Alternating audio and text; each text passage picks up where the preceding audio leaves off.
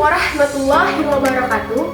Kami siswa-siswi dari Sekolah SMK Yayasan Perguruan Rakyat Sailuhur yang mengambil jurusan Multimedia kelompok 2 semester 2. Video ini untuk menyelesaikan salah satu tugas dari mata pelajaran produktif yang dimana guru pembimbingnya adalah Bapak Muhammad Hasim Asari SO. Kami dari kelompok 2 terdiri dari 5 orang anggota yang dimana masing-masing dari kami telah bekerja sama untuk memenuhi tugas.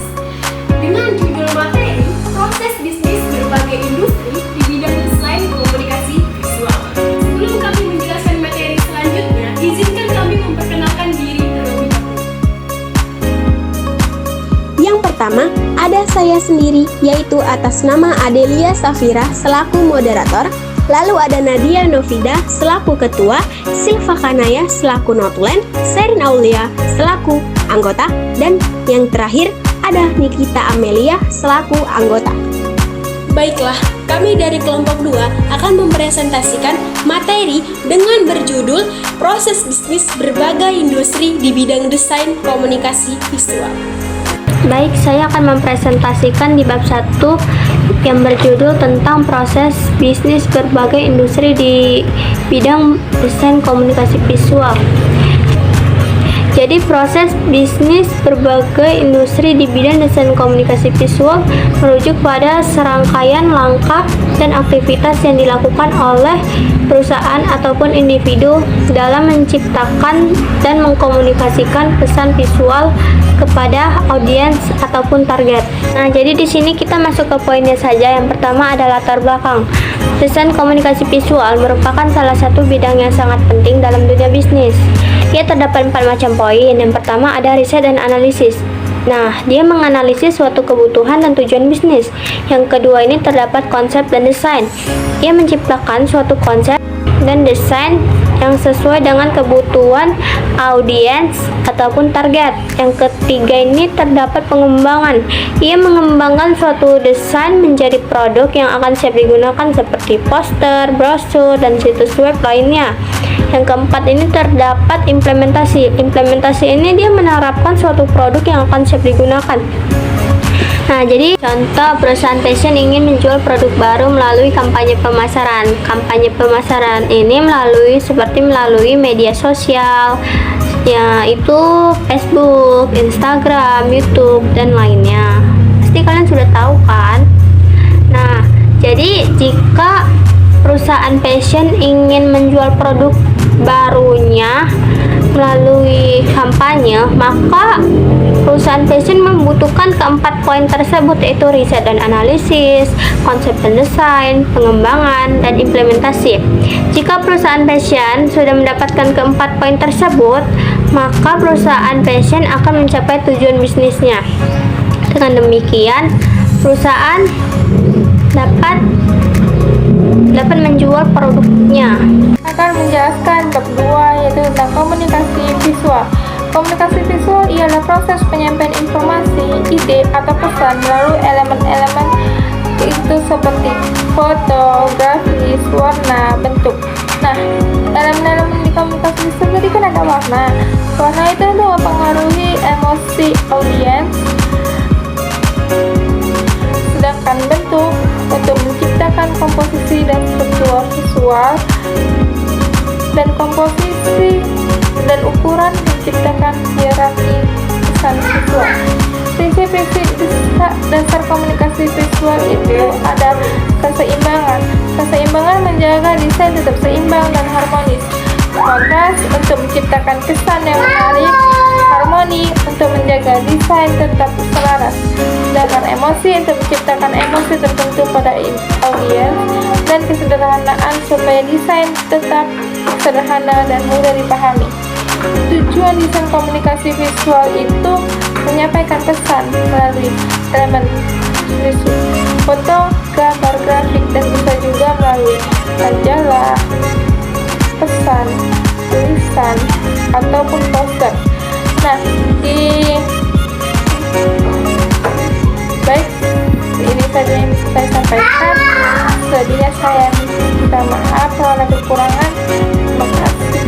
Di sini saya akan mempresentasikan tentang bab 3, yaitu yaitu tentang konsep dan hasil perancangan. Di konsep dan hasil perancangan ini kita akan membahas 5 poin. Poin pertama yaitu tentang strategi perancangan. Strategi perancangan ialah suatu proses sistematis untuk menciptakan dan mengembangkan konsep, desain, atau rencana yang efektif dan efisien dalam mencapai sebuah tujuan. Contohnya itu seperti saat kita akan mengembangkan produk baru, maka kita akan mempertimbangkan keinginan konsumen akan produk yang kita kembangkan dapat menarik perhatian konsumen. Lalu yang di poin kedua yaitu tentang strategi komunikasi. Strategi komunikasi ini ialah rencana atau pendekatan yang digunakan untuk mencapai tujuan komunikasi yang efektif dan efisien. Contohnya saat kita mempromosikan sebuah produk, maka kita akan menggunakan kata-kata yang jelas agar apa yang kita sampaikan dapat dimengerti oleh konsumen. Lalu di poin ketiga kita akan membahas yaitu tentang tujuan komunikasi. Tujuan komunikasi yaitu agar pesan atau media yang digunakan bisa sampai kepada audiens atau target yang dituju. Contohnya itu seperti meningkatkan kesadaran audiens tentang produk atau jasa yang disampaikan. Lalu yaitu poin keempat. Poin keempat yaitu tentang pesan utama. Pesan utama ialah inti dari pesan yang ingin disampaikan kepada audiens. Contohnya mungkin saat kalian akan melihat iklan atau melihat sebuah produk, brosur, kalian menemukan kata-kata seperti belilah produk kami karena kualitasnya yang bagus. Mungkin ada kata-kata yang lain, itu adalah contoh dari pesan utama. Lalu di poin terakhir yaitu poin kelima. Di poin kelima itu yaitu tentang strategi kreatif. Strategi kreatif ini ialah suatu pendekatan yang digunakan untuk mencapai tujuan dengan menggunakan cara-cara yang unik, inovatif, dan efisien.